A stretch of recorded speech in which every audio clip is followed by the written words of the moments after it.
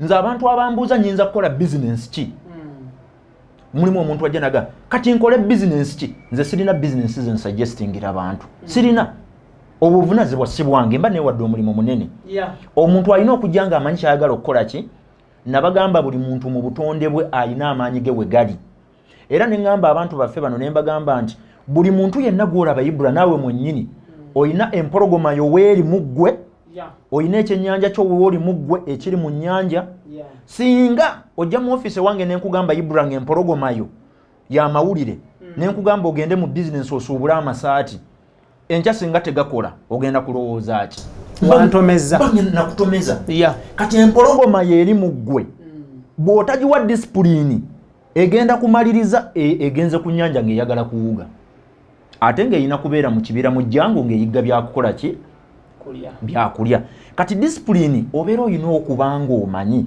amaanyi go we gasinga okubeera oba bwe bayita obutonde si buli muntu yenna atulaba wano nga kyova laba abamu bwe batalaba business mind era sinyiiga si buli muntu yenna nti ateekwa okuba omugagga nagamba omusomesa waffe oli yali atusomesa yali yajjanga asooba ng'agamba mummwe mwe muli abalina okukuba amatoffaali mwe mulina okubeera baasikaali mwe muli abalina mummwe mwe muli abanaanaaza emmotoka mwe muli abalina okunaaza ebiyumba by'embwa mwe muli abalina okusala ebisubi by'ente yagamba sina gwenja kukuba disipulini yammwe yennyini yejja okubakola ki yegenda obeekubira mwe mugenda okwerondamu abanagenda mu biyumba bye abanasala ebisubi by'ente n'abagenda okubeera mu office nga mukola ebintu ebikola ki oba abagenda okubeera aba businessmen mukole ebintu biveemu kati ngamba nkyanga mmaliriza ku kintu kya self discipline ne personal savings buli muntu yenna afuna akasente kaafuna lema kwekwasa gavumenti teri gavumenti eteredde abali e Bungereza bakubuulire nabo saving waabwe abakaluubiriza kuba bills balina nnene abali e US najyo kyekimu abali mu nsi zonna US tebiterere mu Biden ke yayingidde office tuleme genda nnyo mu politics muyozaayoza naye tuleme genda yeeyo buli ali mu nsi gy'ali ekintu ku savinga kimukaluubirira naawe afune 10,245 obukadde 5,10,15,2 njagala kuwa kikolo na ddagala noonya engeri yonna gy'osobola okukendeeza ku ssente z'obadde osaasaanyiza ku bintu ebitali bya mugaso nnyo mu bulamu bwo ezo ssente z'oba otereka bw'ozitereka ne zimala okukola savings todduka ku investinga sooka osome butya bwe bayinvestinga obuki obulungi buli industry erimu ziddami industry ya real estate erimu ddamizi kisenge ddiiro katoyo ebweru ne parking n'obusumaali okugenda engoye bonna awo we bali so nga mu industry y'emu mulimu ebintu ebisobola okukolebwa nga ssente z'oteekamu rate of return ku byo ng'eri waggulu mu industry yeetya wenkugambira nti ekikulu si kya kuinvestinga ekikulu kya kumanya butya bw'osobola okuinvestinga mu ngeri ey'enjawulo n'ocreatinga that purple cow n'osobola okufuna abalala bye batasobola kukola ki kufuna kakati personal savings gwalowooza mbu ofuna ntono tezisobola kuvaako toli mweteefuteefu kusasula mutemwa you're not ready to pay the price olina ogenda mu jimu n'otuuyana n'olumwa nakanyama n'osulanga mu maaso pulu zikkuba enkya n'eggulo paka ng'omubiri gw'omaze okugumanyiiza kubanga waliwo ekiseera w'otuuka n'omanyiza omubiri gwo nga buli message yonna gy'oguwa gugitwala butwazi ye discipline gye nkugambye naye abantu baffe bano lwaki temwagala kwewola nkibagambe toyagala kwewola kubanga tolina discipline esobola kusasula ssente z'abasajja abo togirina ezammwe zigenda mu mize gyaffe giri gye nayogeddeko lastly nga tuwunzika njagala tutunuulire kye bayise a microwave generation but still nkujjukiza nti every Wednesday and Sunday tubeera ne Chris Rule omukugu mu bya business. He is a business consultant era nga show eno ya business ku Extra Digest mugoba nsonga show of course eyitibwa Business Mind. Tutebwamu ssente aba logical motivators ne couple of financial consult. Bano basangibwa ku kibanja kya internet ekimanyiddwa nga www.logicalmotivators n'ekibanja ekirala kiri www.caplog.financial.consult. Ebyo ebibanja kojja okubasanga. Of course, there is a lot to find out while visiting websites ezo. Ate still on Facebook osobola okubasanga ku page emanyiddwa nga Logical Motivators oba Caplog Financial Consult. Ze page ezo era nga page ezo bonazigendako ziriko akabonero kano yeringa profile picture. So try to visit those pages for more information. Omanye ki kyetwogerako ebiseera ebisinga. Olunaku olwaliro olwokusatu nga tuwunzika muŋŋanye nsoke nkoneko ku bantu abagoberera business mind eno. Njagala kutumira ku Mwami Ddiba. Mwami Ddiba is a certified, qualified, authentic medical doctor. Nga wangalira mu US, is a Ugandan certified medical doctor in the US. Mwami Ddiba nkutumiddeko nnyo taata wange. Muŋŋanye ntumire ku Mwami Wallace Kizito Azuli all the way from Melbourne, Australia, Victoria okutwaliza awamu nkutumiddeko. Then nsembyeyo abantu abagoberera omukutu guno n'abagoberera business mind at large nga simenye mannya ono oba oli. Chris, lastly nga tuwunzika njagala tutunulire microwave generation mu ddakiika ezisigaddeyo akadde katuliridde empinga. Kakati actually ndowooza omulamwa gwa leero gwali badde ku bintu bibiri. Era omutwe gwali badde self discipline ne microwave generation. Obulwadde buli wano muganda wange. Naye ndowooza nesinze kulya Africa. Ndowooza n'abazungu ebalidde naye ffe tukosezza nnyo. Microwave generation kwe kulowooza kwa society okwagala ebintu mu budde obusinga okubeera obutono. Kyova olaba nti abantu baffe bano ne bw'omugamba nti twala omwezi mulamba ng'oli mu kuyiga ekintu ky'oyagala okole takkiriza. Sente bazimuwa leero ayagala kuinvestinga next Friday. Sente za banka era abantu baffe wano balinawo obunafu bw'amaanyi. In fact obulamu bwaffe buli defined ne generation yaffe bwe tutyo ffenna tuli mu kulowooleza mu microwave syndrome. Fast foods omuntu ayagala atule ku restaurant mu busekonda ana nga bamuwadde emmere agiridde akoze eki. Naye waka gye tuli twava ku mmere ey'okupreparinga n'etwala ekiseera ekinene oba ogyagala mu budde bukola bukira mu budde obutono ennyo. Ne mu businesses abantu ze bainvestinga mu ssente baagala ebintu ebyamangu.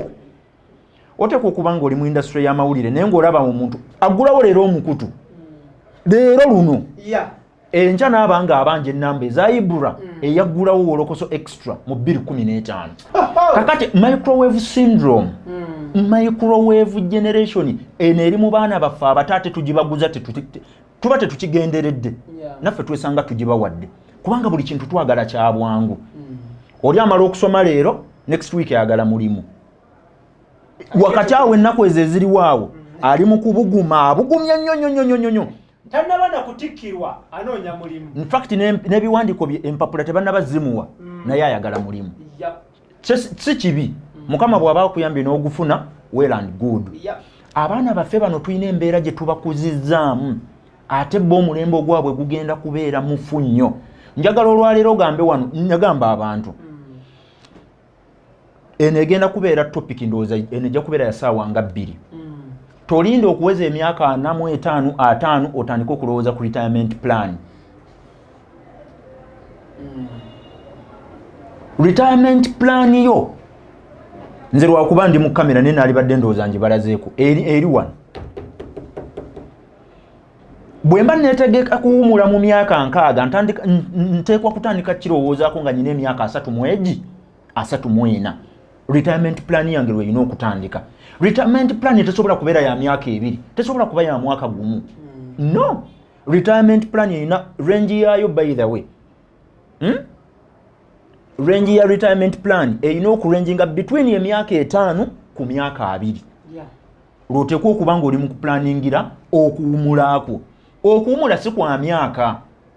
Okuwumula kubeera kwa investments.